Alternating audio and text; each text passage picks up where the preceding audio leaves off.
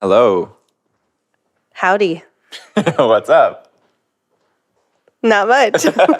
Great. Welcome to Tea for Lunch, a weekly show powered by Arcade. Each week, we'll serve you the top stories that we're following in social media, entertainment, celebrity, and tech in 15 minutes or less. You can catch the show live on Instagram every Thursday at about 12 p.m. Mountain Standard Time, or you can catch the replay on all podcast providers and YouTube every Friday. This week, we're your hosts, Mitzi and Benjamin. You read that really well. Thank you Good so job. much. I've been doing this for a while. I actually tried not to look at the script while I read that, so I feel proud. For real? Mm-hmm. Oh, maybe one day I'll get there. Making eye contact. How's it going? Good. Today I'm feeling tired, but in general, re-energized. There's a little bit of buzziness because I just came back from Montreal from a vacation. And I went to a concert there. I went to the Jungle concert.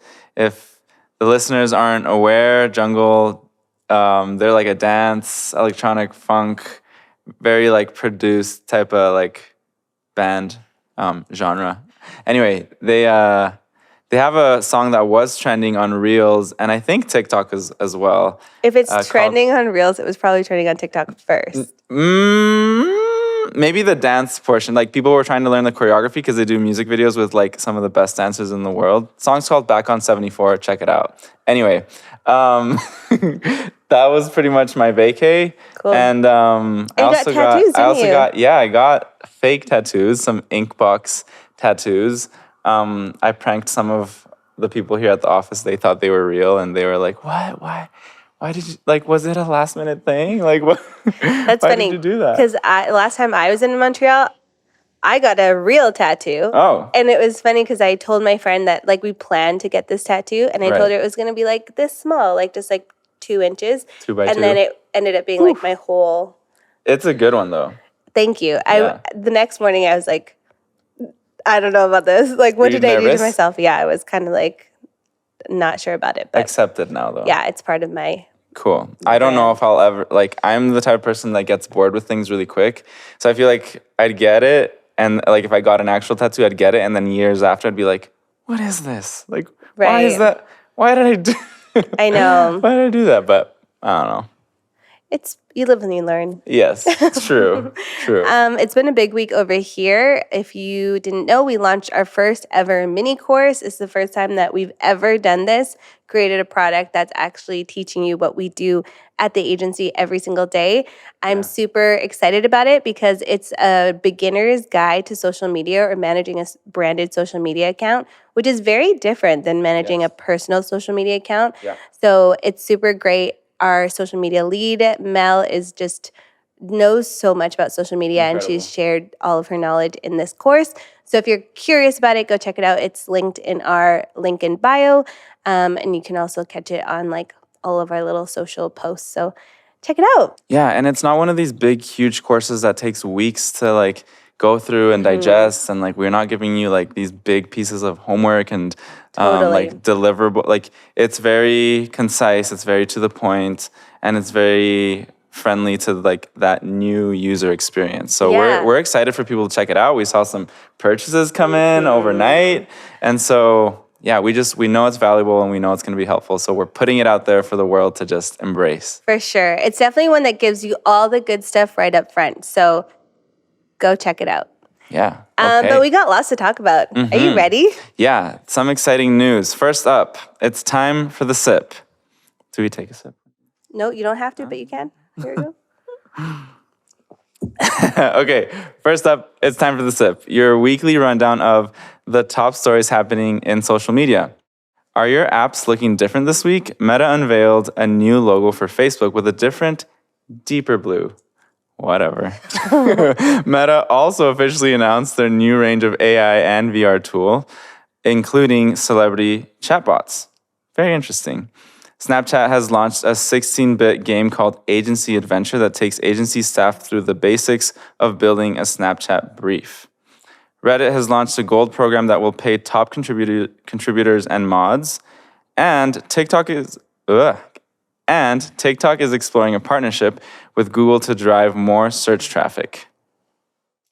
I think I went through the Snapchat agency adventure, and it gave me so much anxiety. It was really stressful. You have to like pick which industry you're in. So you could be like fintech or like consumer goods, and then you like create a brief. It feels like, why would you go in a video game to work? Right.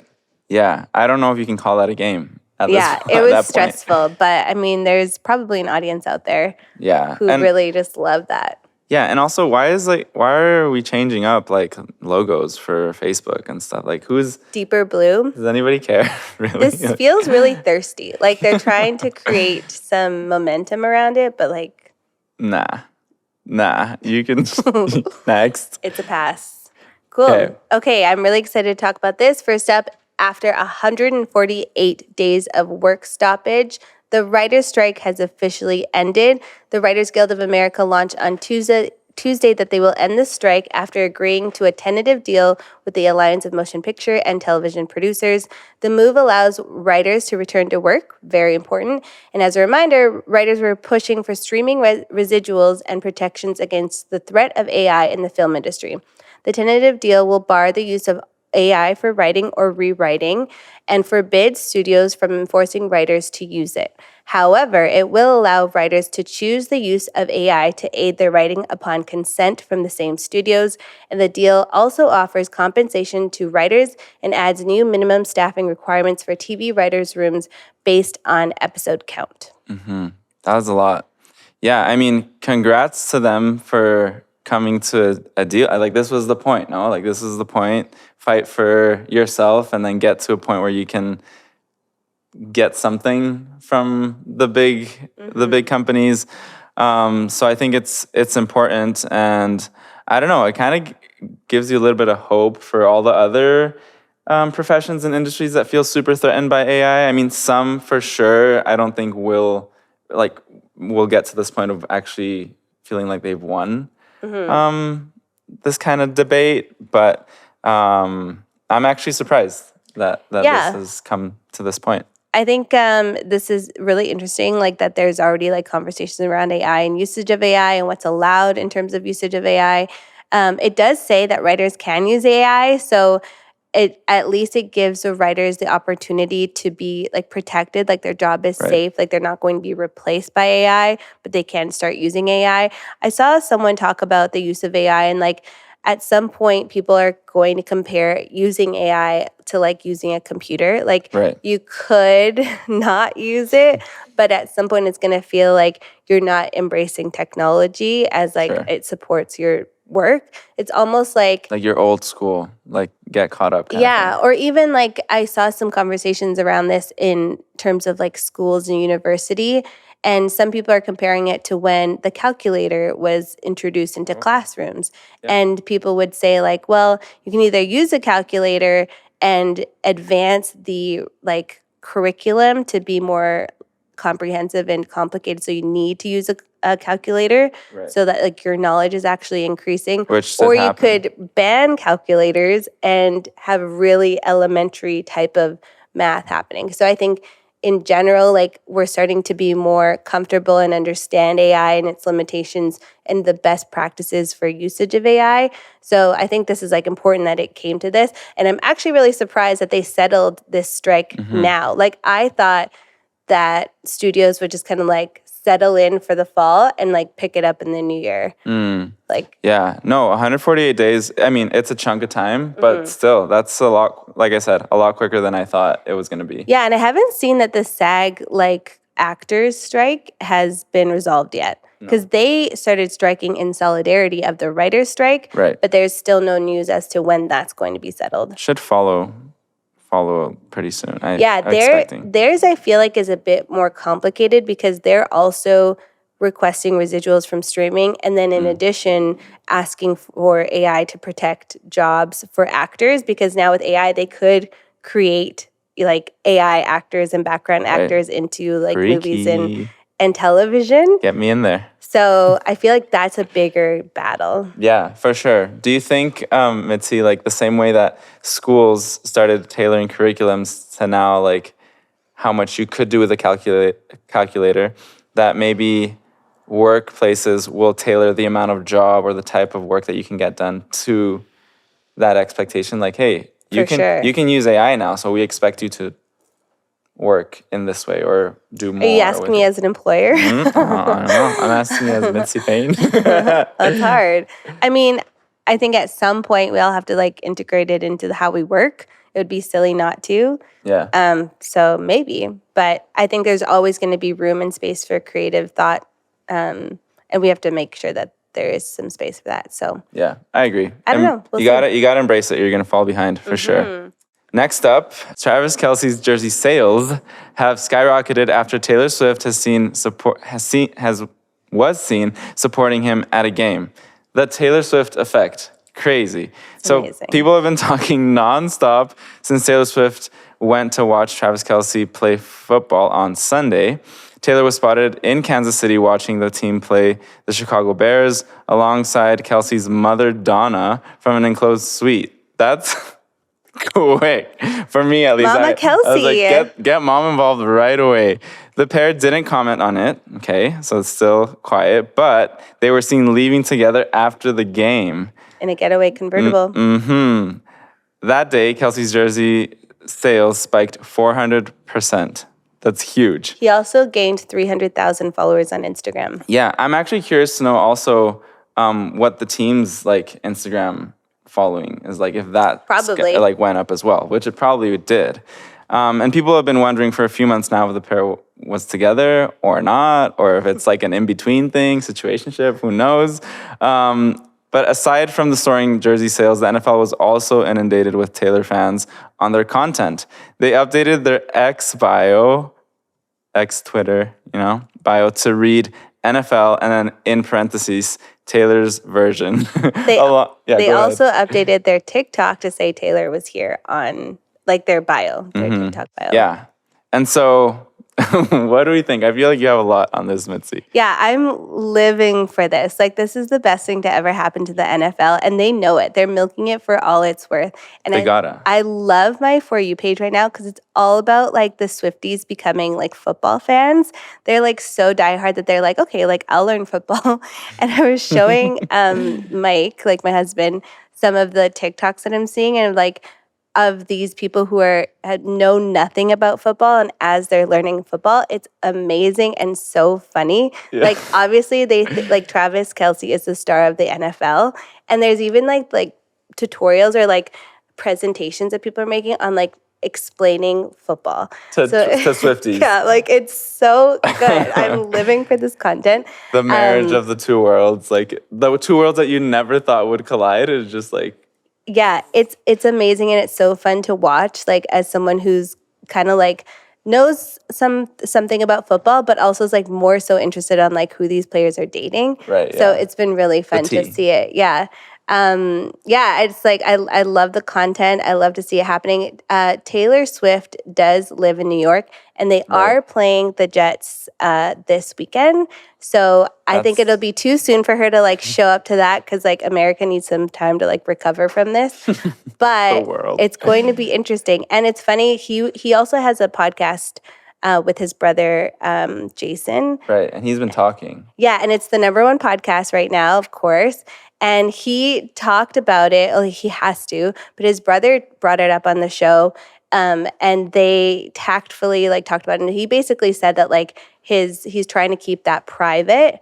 But I mean, it's so funny because Travis Kelce has been so thirsty for Taylor Swift for months, and he actually talked about in his podcast how he went to her show at Arrowhead, which is the stadium that he plays like football in. Right. And he tried to get backstage to give her a bracelet because at the Taylor Swift show, you like exchange friendship bracelets. Yeah. Yes. And he had his phone number on it.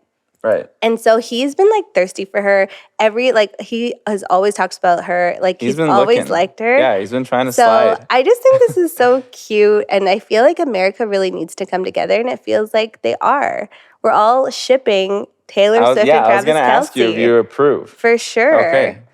I think like Travis Kelce is like really funny as like a character. Mm-hmm. And then, Taylor Swift, like she can pick whoever she wants to be with. So I'm just like happy that she's picking someone who's like wears it all in his sleeve, know what he thinks. And I just hope she writes a song about it. She will, right? About that day, literally going to the game and like all of America watching you, you know? Yeah, I'm not a Swiftie personally, but I can appreciate the power that Taylor has in storytelling. She's a master storyteller. I feel like I'm Swiftie adjacent. Like I can appreciate and respect what she's doing and her impact on pop culture, but I'm not a huge fan of her music just because it's not my personal taste. Although my daughter is, and that's pretty fun to watch. She's like pop girly. Like, I mean, she loves like the Western kind of like cowgirl energy. So what's so funny to me in all of this is there's this trend on TikTok right now where wives are asking their like partners who watch football, like seriously, they're like filming them. They're like, isn't it crazy that Taylor Swift put Travis Kelce on the map? And these men are getting so triggered and offended because Travis Kelce is actually a good player. Like he won the Super Bowl last year. Like it's so funny to watch their reactions. I need to watch those. I haven't gone to see those yet. It's so funny. Like Mike has already like seen that stuff. Otherwise, it would have tried it on him because they're like, Travis Kelce is like an amazing tight end. He won the Super Bowl, blah, blah, blah, blah. And then they're just really like, funny. I don't know. I don't remember seeing him anywhere. Yeah, they're like trying to school it. And it's actually an incredible time to be a WAG fan because Alex Earl, she's also seeing a football player, Braxton Barrios, who plays for the Miami Dolphins. And she was at the game on Sunday as well. Okay. And then there's also like a pretty big WAG on TikTok, and her husband played in the Raiders on Sunday as well. So it's just a really great time to be a WAGs fan, like not even an NFL fan, but just like someone who follows the wives and girlfriends of NFL players. Yeah, it's a crazy time. Exciting though. It's exciting. Everybody loves love and just like watching it. So stay tuned for what's next there. Yeah, speaking of NFL and football, this year's Super Bowl halftime show performer has been confirmed, and it's none other than, drumroll, Usher. I was like, do I do that with my voice? No. Usher will be performing at the Super Bowl halftime this year in Vegas. Obviously, his friends are super excited. Their announcement was epic and was shared all over social media. He's an 8-time Grammy Award winner performing at the show that he's been wanting to do since the start of his career. He said he's been waiting for this moment for 30 years. How old is Usher? I don't know. But it's really cool that Jay-Z is helping to produce the halftime show. And the only problem he's facing now is how many hits he can fit into his 13-minute performance. Yeah. What's your favorite hit, Mitzi? Ooh, it's got to be Confessions, but I don't think that's going to make the cut. Like, it might make the cut in terms of, like, he might say it or, like, sing a little bit of it, but then I envision, like, a mashup of all of his hits. Oh, yeah, it has to be. Yeah. Yeah, I can't wait for just, like, man. Exactly. I'm really excited to see him perform on roller skates because that's what he does for his Vegas residency. Okay, I did not know this. Yeah, they like light up, and his performance is crazy on skates. Like I've seen even the rehearsals and stuff, like on clips of them on TikTok, and it's really impressive. Respect. That's big time. I just hope he does this thing. Watch this. Watch this. Yeah, I'm excited. Super Bowl halftime shows are always fun to keep an eye out for and see like who like comes on as like the guest or like invited artists and what songs are in, what songs are excluded. The choreography's always become like very memeable, and so I'm super excited. Yeah, I was actually wondering like who they would pick. And one thing that I appreciate about the NFL when they do make picks for their Super Bowl performers is that they don't go with someone that's super, super current. Like you kind of have to have a history of being a great performer. Right. So like all the like new pop people like wouldn't be in the running. So I love that they like speak to like multi-generational like performers. Legacy artists. Yes. Much. So like I am shocked that he hasn't been a performer before, but like he's paid his dues. I think the time is right. Yeah. If you would have told me like, yeah, Usher performed in 2012, I'd been like, oh, okay. Like, but I wasn't aware that he hadn't. I thought he had for some reason. Just seems like that's something he would have done already. What did you think about the announcements? Like the video? Yeah. Crazy. Like, so clever with Kim. Mm-hmm. Oh my goodness. If you haven't watched that, you have to go watch it. I don't want to give everything away, but I'll give it away. Okay, fine. It's basically a clip from his music video for Confessions where he's like in the studio and then He gets a phone call. He gets the phone call. Yeah. The phone call that rocks his world. But they like remixed it and they have Kim Kardashian, they had Odell Beckham junior They had that like college football coach that's like getting all this attention right now. And they had someone else. Can't remember. But they were on the other line of the show or of the phone as he was talking to them, and they're like telling Usher that he's going to be the performer. And it's also interesting that this is the halftime show is put on by Apple, and of course they were all on iPhones. Yeah, really clever. I don't think I've ever seen an intro, like an announcement for an artist for a Super Bowl halftime show in this way. Yeah, it's also like kind of like low production, but smart. Yeah, they didn't even have to have him in it. Yeah. Like him currently. For sure. Anyways, love to see it. Can't wait to see it. It's going to be fun. Yeah. Okay. Well, now that we've whet your palate, go eat something more substantial. Thanks for joining us. Cheers. Cheers.